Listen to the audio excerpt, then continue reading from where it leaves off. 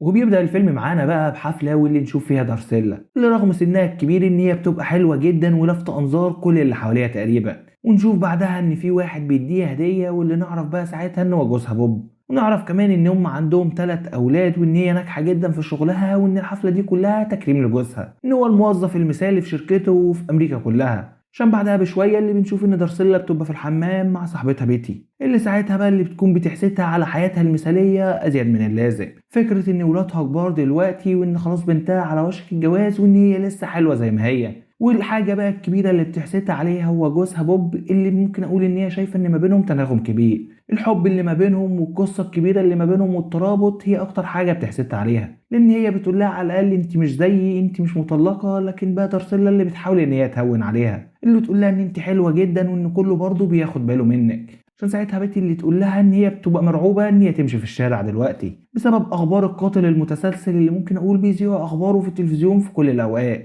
وانه هو قاتل لحد دلوقتي اكتر من 12 واحدة. عشان ساعتها نشوف كده ان دارسيلا بتبقى مستغربة شوية فكرة الموضوع ده وخوفها الهستيري من الموضوع ده، شايفة ان هو ملوش داعي قوي ان هم يتكلموا بيه في اللحظة دي. ساعتها بقى صاحبتها بيتي اللي بتحس بده كله واللي تحاول تلطف الامور شويه ويرجعوا بقى للحفله بتاعتهم. عشان بقى بعدها بشويه ولما بتروح هي وجوزها بوب اللي نشوف فعلا ان في حب كبير قوي ما بينهم. عشان اول ما بيوصلوا البيت نشوف ممكن اقول الدلع ما بينهم والحزار ما بينهم، بس بنشوف برضو ان في حد بيراقبهم، حد اللي بيبقى واقف تحت البيت عندهم ما بنبقاش عارفين هو بيراقب بوب ولا بيراقب دارسيلا. وبعدها بقى بشويتين اللي بنشوف ان جوزها واولادها اللي بيبقوا ماشيين عشان ولادها اللي مسافرين خلاص بقى شغلهم ولحياتهم، وجوزها ان هو عنده سفريه كده كام يوم وراجع تاني وان دارسيلا هتقعد في البيت لوحدها لحد جوزها ما يرجع. ونشوف ان جوزها بقى اللي بيبقى سايب لها رسايل في كل مكان في الحتت اللي هي بتستخدمها، رساله هنا ورساله هنا عشان كده يحسسها ان هو موجود جنبها في كل مكان. عشان وهي بقى قاعده كده وتشغل التلفزيون نشوف بقى الاخبار اللي بتتكلم عن القاتل المتسلسل، الرعب اللي مسببه للناس وان هم بينصحوا اي حد ان هو ما يمشيش في مكان خطر لوحده وان هم يفضلوا ان هم ما يخرجوش كتير في الفترات دي كلها. عشان بقى بالليل وهي سهرانه واللي بتبقى قاعده كده قدام التلفزيون تسمع فيلم رعب ممكن اقول عن قتل متسلسلين او عن تضحيات، اللي هنشوف بقى رعبها الكبير من ده كله واللي فجاه تسيب ده كله واللي تخرج بقى تروح للجراج بتاعهم عشان نشوف بقى ان هي بتدور على العملات او الحاجات اللي هي بتحب تعملها، هوايه كده من هواياتها اللي بتبقى حابه ان هي تشتغل عليها شويتين. لكن فجاه وهي واقفه في الجراج تلاقي ان في حد بيخبط على البيت بره والحد ده بيبقى شكله غريب جدا، فتطفي نور الجراج واللي تقف كده في الشباك تتفرج عليه من بعيد واللي بيبقى فعلا شكله مريب. لكن الشخص ده ما بيطولش معانا قوي عشان بعديها بشويه ولما بيلاقيش حد يرد عليه اللي فعلا بيروح مدور عربيته ويروح واخد نفسه ماشي. وقتها بقى اللي ترجع دارسيلا تشوف بقى كانت بتعمل ايه، لكن وهي راجعه عند الترابيزه بتاعتها تتخبط في كرتونه تحتيها. بس بقى المثير في الموضوع ده كله ان هي بتسمع ان في حاجه ورا الكرتونه وقعت ولا ما بتبقاش فاهمه ده ايه، عشان تبتدي تطلع بقى الحاجات اللي تحت الترابيزه وتكتشف ان في مجموعه كتب هي كانت بتدور عليها. بس بقى وسطهم كتاب مختلف، كتاب ممكن اقول بيتكلم عن حاجات فيها تعذيب، حاجات فيها ممكن اقول اشكال مختلفه وحاجه منحرفه شويتين. بس ما بتديش اهتمام للموضوع قوي وبتبتدي تشد الكرتونه عشان تتفاجئ بقى ان في جزء من الحيطه واقع. بس المفاجاه الاكبر لما بتلاقي ان في علبه صغيره خاصه بجوزها موجوده جوه الحيطه. وقت ما بتطلعها بقى بتبقى الصدمه الكبيره لان هي بتلاقي جوه الكرتونه دي او جوه العلبه دي بطاقات شخصيه لستات مختلفه من اللي كانوا بيتكلموا عليهم في الاخبار. عشان وقتها الصدمه اللي بتبقى كبيره قوي لان هي مش مصدقه ان جوزها ممكن يعمل حاجه زي دي عشان تخرج، والصدمه اللي بتبقى باينه عليها واللي تبقى واقفه كده بين الجراج وبين بيتها مش عارفه تتصرف ازاي. الدنيا بتشتي عليها وتبقى باصه للسما مش متصوره ان اللي هي شافته جوه ده كان حقيقه بجد. بس بقى بترجع كل حاجه مكانها عشان لو جوزها رجع ما يحسش باي حاجه. بس وهي بتعمل ده كله الجرس التليفوني اللي بيرن عشان تجري على طول على البيت عشان ترد ساعتها وتكتشف ان جوزها بوب هو اللي بيتصل عشان ساعتها تحاول تعمل نفسها ان هي ما تعرفش حاجه. فكرة بقى ان هي تكلمه عادي واللي تبتدي تهزر معاه اكنها بتحاول تتوه في الكلام ده كله.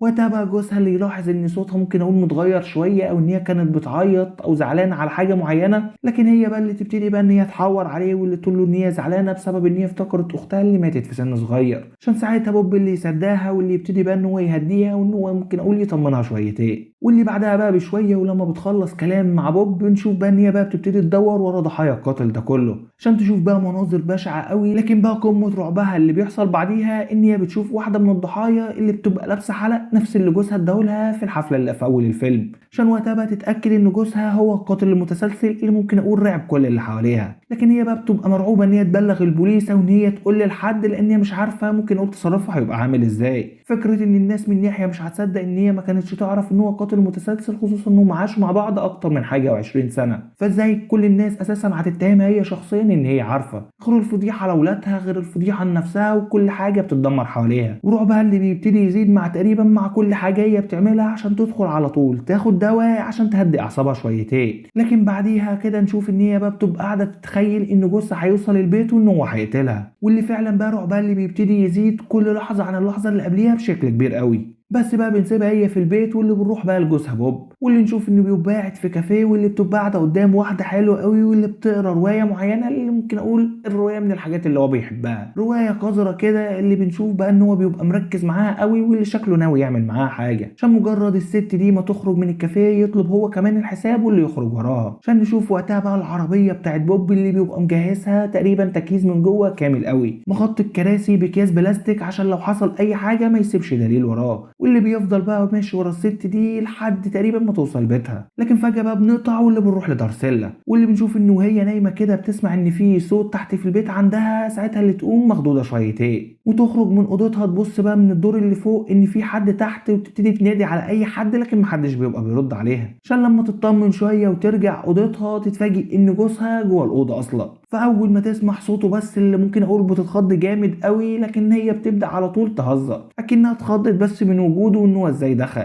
وفكره بقى كأنها بقى ما تعرفش حاجه واللي بتكلمه عادي. عشان ساعتها بقى اللي نشوف ان جوزها هو كمان بيكلمها عادي، واللي بيقول لها ان هو عارف ان هي عرفت سره وان هي شافت اللي هو مخبيه في الجراج. ساعتها بقى هي اللي بتحاول تداري وتقول له انا ما شفتش حاجه، انا مش فاهم اصلا انت بتتكلم على ايه. لكن هو بقى اللي ممكن اقول بيتكلم في قمه الهدوء، واللي بيقول لها ان هو متاكد ان هي عرفت ده كله لانه شاف سجل البحث بتاعها على الكمبيوتر، وان هو دايما كان بيشوفه. فكره ان هو عارف ان هي متاكده ان هو القاتل المتسلسل، وان هو بيتعامل عادي في الموضوع، مش حاسس ان هو مثلا في ازمه، مش حاسس ان هي هتبلغ عنه، ده بيتعامل وبيغير هدومه وداخل ينام كمان جنبها اكنها مش هتعمل اي حاجه. عشان وقتها هي اللي بتبقى ممكن اقول في قمه الرعب بتاعها، لان هي مش متصوره ان هو ممكن يعمل فيها اي حاجه في اي وقت. واللي ساعتها يقول لها ان هو محتاج ان هم يفتحوا صفحه جديده مع بعض، وان هي لو اديته فرصه جديده ان هو مستعد انه يكون شخص جديد. لكن هي بقى ممكن اقول مع رعبها اللي ما بتبقاش عارفه تقول له ايه اصلا في الوقت ده كله، عشان لو تقول له طب لو رفضت، اللي يقول لها ان هو اكيد مش هيأذيها، بس بقى يبتدي يخوفها من حاجات تانية كتير. فكرة ان الناس لو عرفت ان الشرطة لو عرفت ان شركتها هتتقفل حياتها هتتدمر، ولادها ذات نفسهم اللي هيعيشوا بعار كبير قوي، هيحتاجوا ينقلوا من بيوتهم، غير طبعا الفضيحة اللي عطلهم في كل حياتهم كلها. غيرها ذات نفسها زي ما بتكلم ان حياتها وحياة ولادها وحياة كل اللي حواليها هتتبدل، عشان يخوفها واللي هي تقلق اساسا على ولادها بالذات، واللي تقول له انت ازاي بتهددني بولادي وهم اصلا ولادك انت كمان. عشان وقتها بس اللي يقول لها ان هو حب يفكرها بده كله، وان هو عايزها تفكر كويس، واللي يسيبها ساعتها وينام. ونشوف بقى بعديها بشويتين ان هما الاتنين اللي بيكونوا نايمين على السرير، لكن فجأة كده بيقوم بوبو اللي بيبتدي ساعتها انه يخرق دارسيلا، عشان وقتها اللي يقول لها ان هو لا يمكن ان يسيبها تعيش بعد ما عرفت السر بتاعه. عشان وقتها بقى اللي نشوف ان دارسيلا بتقوم مخضوضة قوي من النوم، ويطلع اللي كان فيه ده كله كان حلم. فكرة ان هو بيقتلها والحاجات دي كلها كانت الحلم، بس هي عارفة ومتأكدة ان جوزها هو القاتل المتسلسل. عشان فجأة بقى بتصحى وما تلاقوش جنبه، واللي بتبقى بتتحرك في البيت ممكن اقول بخوف كبير قوي، خصوصا كمان ان هي بتلاقي ان هو سايب سكينة على الكوميدينو في ريحه، فبتبقى مرعوبة من كل حاجة، حتى الاصوات البسيطة اللي بتحصل بتبقى بترعبها بشكل كبير قوي. فنشوف ان هي بتفضل في ده كله لحد رجوع جوزها بوب من الشغل. اول ما بيدخل من باب البيت وبتسمع صوته بس ان هي بتتفزع تقريبا، بس بقى بيدخل واللي يبتدي بقى ان هو يتكلم معاها عادي، واللي يتصرف اكن مفيش حاجه حصلت، ويبتدي كمان ان هو ياكل وان هما الاتنين يتكلموا سوا. عشان وقتها دارسيلا اللي تقول له ان هي مستعده ان هي تنسى له كل اللي فات، بس عندها شروطها، واول شرط في ده كله ان هو يبطل كل اللي بيعمله ده. فكره ان هو قاتل متسلسل، فكره الرعب اللي هو عايش فيه، ان هو يبطل كل عمليات القتل دي، وان الضحايا والكروت اللي لقيته عنده ان هو يتخلص منها ويدفنها في الارض في مكان بعيد قوي،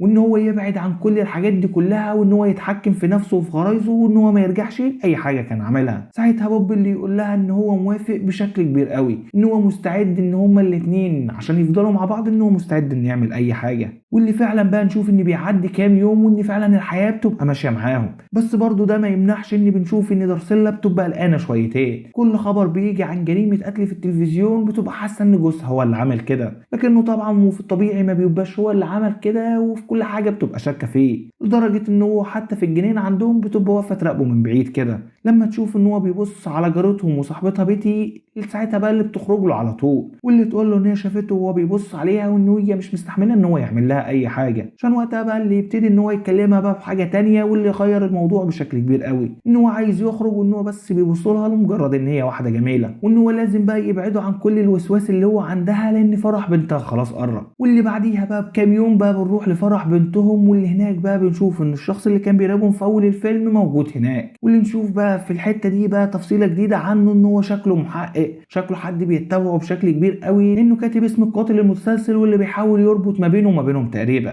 عشان بقى نرجع للفرح تاني، واللي نشوف بقى ان دارسيلا اللي بتبقى سايبه الفرح واللي بتبقى قاعده على جنب كده مهمومه وبتفكر، وقتها بقى اللي بتجيلها صاحبتها بيتي واللي بتقعد تتكلم معاها تشكي لها ان جوزها بوب بيبص عليها بشكل مبالغ قوي وتقريبا في كل المناسبات، وان هي مش حابه ان دارسيلا تفهمها غلط وتفتكر ان هي اللي بتشجع جوزها بوب على الخيانه دي كلها. قال يعني مفكره ان بوب خلاص يعني هيموت عليها وان هو عايز يعمل معاها اي حاجه، ما تعرفش ان هو عايز يقتلها اصلا. بس بقى نرجع لدارسيلا اللي بتقول لها ان هي متفهمه كل اللي بتقوله وان هي عمرها ما هتشك فيها لان هي عارفه ان صاحبتها دي بتحبها قوي وان هي واثقه فيها كمان.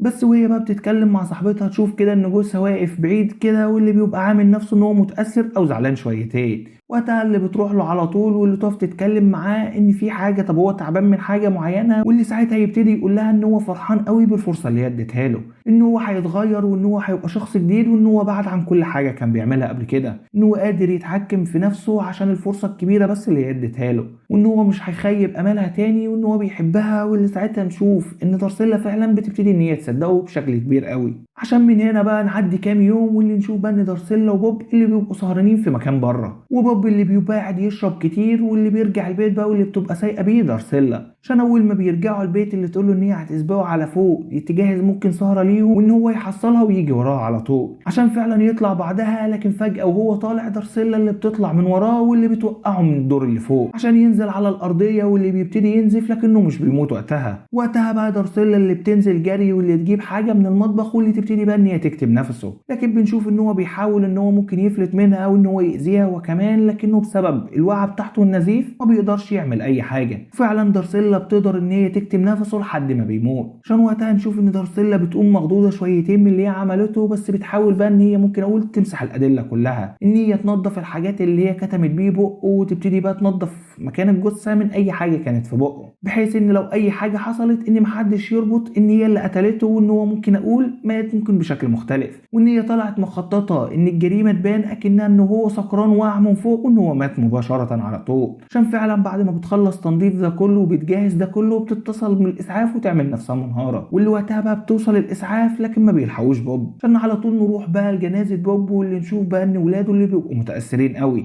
بس برضه بنشوف هناك الشخص اللي بيراقبهم واللي بيبقى موجود في الجنازه. بس دارسيلا اللي بتبقى واقفه هناك واللي ساعتها بقى بترمي الحلقين بتوعها اللي بوب كان مديهولها اللي هو اصلا كان واخدهم من الست اللي قتلها، عشان كده ترميهم اكنها بقى بترمي اي ذكرى ليه والسر اللي هي عرفته بيه اصلا. وقتها بقى نشوف ان هي بعد ما بتخلص ممكن اقول الجنازه كلها بترجع على بيتها وتبتدي ان هي تتبرع بكل حاجات بوب، تتصل بالكنيسه اللي هم بيستخدموها على طول واللي تتبرع بمعظم الحاجات بتاعته. عشان بقى اول ما بتمشي العربيه دي نشوف ان الشخص اللي بيراقبهم بيروح يكلمها على طول، والاول مره بقى من اول الفيلم الشخص ده يبقى بيتكلم معانا بشكل مباشر قوي، اللي بيبتدي بقى ان هو يقول لها ان هو عايزها في موضوع مهم وان هم عايزين ان هم يدخلوا البيت عندها. وقتها دارسيلا اللي بتاخده ويدخلوا جوه عشان تعرف هو مين بالظبط، عشان وقتها اللي يقول لها ان هو شغال في مكتب المدعي العام وان هو كان محقق قديم وان هو كان بيحقق في قضايا كتير وان هو عارف ان جوزها كان هو القاتل المتسلسل، عشان نكتشف ان هو بيدور ورا جوزها من سنين كتير قوي وان هو مش عارف يمسك عليه ادله، بس الدافع ورا ده كله ان مراته كانت واحده من الضحايا بتوع جوزها، واللي نعرف ان عدد الضحايا كانوا 12 ضحيه كاملين جوزها قتلهم خلال الفترات اللي فاتت. عشان وقتها بقى اللي تخاف منه وان هو يفضح السر ويفضح ولادها كمان،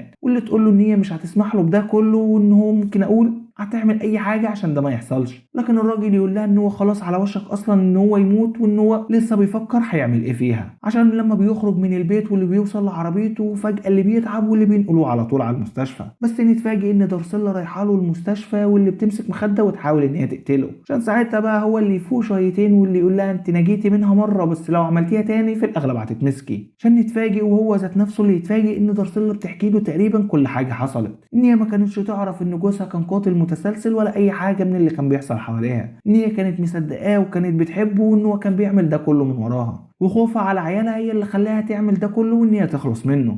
وتبتدي بقى تحكي له كل التفاصيل وكل اللي عملته عشان تشوف هو هيعمل بعديها ايه، واللي تقول له ان هي مش مهتمه اذا كان هيبلغ عنها او ان ممكن اقول انه هيعفو عنها. بس ساعتها بقى احنا اللي بنتفاجئ ان هو اللي بيقول لها ان هو مش هيبلغ، ان هو كده كده خلاص فرصته قربت ان هو يموت، وان ما عندوش دليل قوي على كل اللي حصل ده. بس الفكره ان هو بيطلب منها ان هي تقرب منه، واللي بيقول لها ان انت عملت الصح، ان انت خلصت البشريه ممكن اقول من شيطان كبير. عشان اول ما بيقول الكلمتين دول نحس ان في جبل اتزاح من على كتاف دارسيلا، اللي بيبقى برضه مع ان جوزها كان قاتل متسلسل الا ان هي كانت زعلانه برضه على اللي حصل ده كله. لكن اول ما بتسمع الكلمتين دول وان حد بيشكر ان هي خلصت العالم من قاتل زي ده، بتحس ان هي فعلا عملت الصح. وده فعلا بقى اللي بنشوفه بعديها، ان هي بترجع تعيش حياتها بشكل طبيعي قوي. تشوف هي كانت بتعمل ايه، تتصرف ازاي ولا كأن اي حاجه حصلت قبل كده، وان هي خلصت من ممكن اقول الشخص اللي كان هيجيب لهم الفضيحه، وممكن اقول ممكن يقتلها في اي وقت تاني. عشان هنا بقى وفي النقطه دي يخلص الفيلم بتاعنا، اللي اتمنى ان الفيلم يكون عجبكم، واتمنى اكتر ان انتوا تكونوا استمتعتوا بيه. ويا ريت بقى لو وصلت لحد هنا انك تكون عملت لايك للحلقه. اللايك والله مش هيخسرك حاجه، وفي نفس الوقت هيساعدنا ان احنا نوصل لاكبر عدد من الناس. ولو انت مش مشترك معانا فالاشتراك ببلاش، انزل اخبط اشتراكك الجميل عشان يوصلك بعد كده كل ملخصاتنا وكل فيديوهاتنا. واشوفك بقى في حلقه جديده وملخص جديد. سلام.